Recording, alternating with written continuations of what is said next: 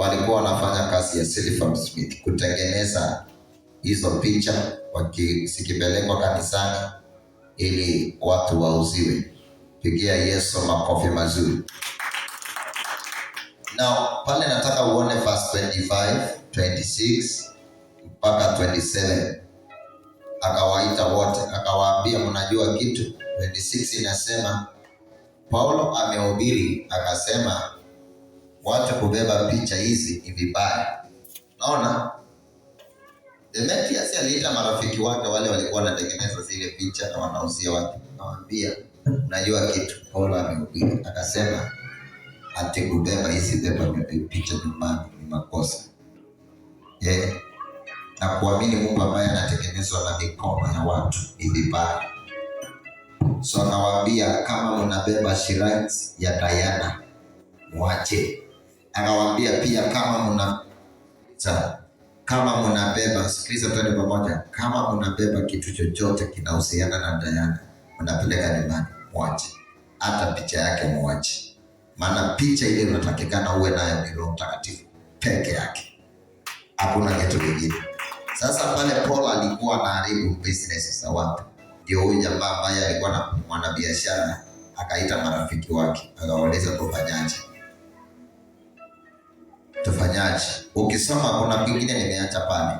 The Temple of Diana, sikiliza. Ukiangalia picha yake mkono wa kulia kule nyuma kulikuwa, sikiliza twende pamoja, kulikuwa na tanki ya maji ambapo ilikuwa inaongewa kila asubuhi mtu anachota maji anaenda na Temple of Diana. So ilikuwa kuna wale watu wa kujaza maji, unajaza, kuna wale wa kuchota wakipeleka for protection and the blessings. Alafu sasa wanachota wanaenda nayo. Sasa hata wale watu walikuwa wanabeba ile maji kuleta pale katika hekalu la Diana ama Artemis. Pia madriver wote walipoteza kazi.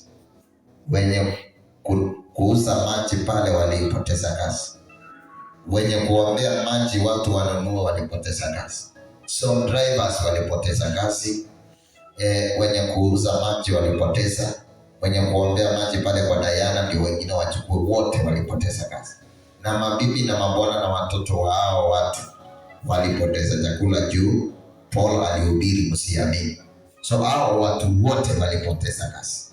Na katika Temple of Diana kulikuwa na mtu ambaye ana mix, anatengeneza kitu inakaa damu, anasema ile damu, sikiliza, ikionekana na nguvu zingine watu wanaiogopa. So watu walikuwa wanachota pia wanaenda kunyunyizia kule nyumbani.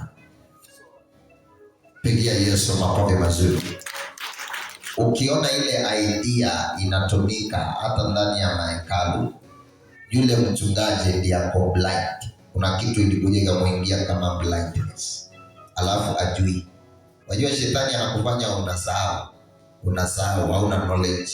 Sometimes ukiwa mhubiri, maandiko inasema hata Yesu akasema Yesu alisema mwenyewe, akasema mimi ninahubiri kwa sababu nabii Musa alitabiri akasema nihubiri.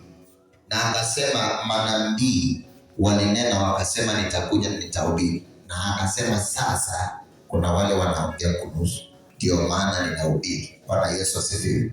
So wakati mhubiri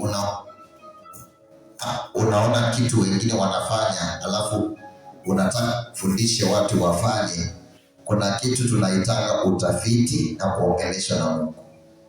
So usipoongeleshwa na Mungu, shetani atakuongelesha.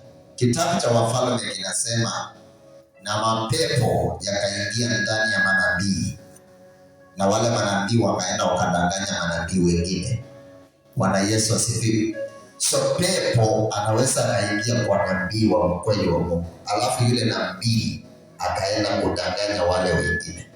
Na ndio unaona hiyo kitu ndio inafanyika Kenya na East Africa, hata dunia mzima. Mtu anatumiwa ngiza na shetani. Kuanzia pale afikirii ni kuamka na kufanya kitu. So hata ana picha. Wajua ukitaka kuelewa vizuri utahubiri nini?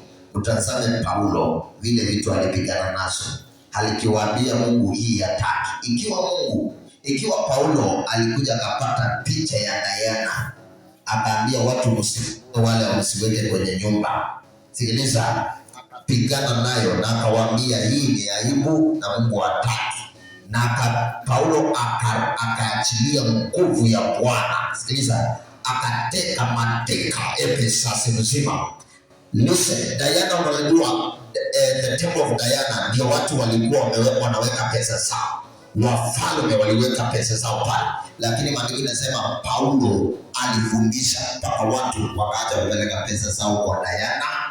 Sikiliza, maandiko yanasema at the end ile kanisa ya Diana yote iliisha, ikabaki bila chochote. Sikiliza, waliotengeneza miungu kama Demetrius, sikiliza, alipoteza kazi, biashara zote zikaisha za kuuza hizo, kwa sababu ya mhubiri mmoja tu. Mmoja akasema hivi, acha. Now what believers are doing and what preachers are doing. Unaangalia kwa YouTube, unaona mtu ameuziwa maji, unaenda kununua, au hujui origin. Mostly listen carefully. Nakwambia kama msomi na kama mtu wa kiroho, kusoma na kuongeleshwa na Mungu sote zikiwa pamoja. Now listen carefully. Zile dini, sikiliza, tukiwa hapa Kenya, ukiona dini ama sikiliza, denomination imetoka nchi za ng'ambo ikaja hapa. Kwa mfano, mimi nakupatia kwa mfano, sipigani na kanisa lolote, napigana na shetani peke yake na mafundisho ya shetani peke yake. Kwa mfano, Catholic ilitoka Rome ikaja. Na ndio utumie Catholic kama kanisa yako, lazima uchunguze na Roho Mtakatifu.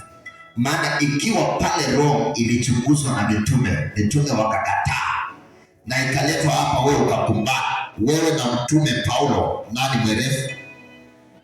Now listen carefully. Kuna zingine pia zimetoka zikacha.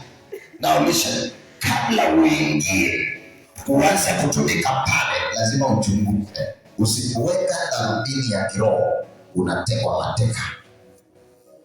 Bwana Yesu asifiwe. That's why dini mingi na wahubiri wengi walitoka Asia Minor.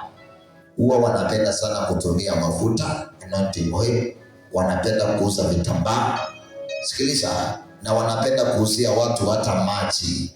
Wengine wanapenda kuuzia watu hata nguo. Si kupenda kwao, wanatumia magic theory book. Na hata mtu hajaiona tangu asali. So, wakati anaitumia anapumbaza watu. Why? Kwa sababu mimi kama mhubiri nikishika nguo yako tayari imechukua nguvu. So ukienda kuitumia mali ina manifest, but Mungu hataki ufanye hivi. Pigia Yesu makofi mazuri. Maandiko yanasema wafundishwe na wajazwe na Roho. Maandiko Yesu akasema mkanibebe ndani ya mioyo, usinibebe ndani ya nguo wala ndani ya vitu unavyoona. Pigia Yesu makofi mazuri.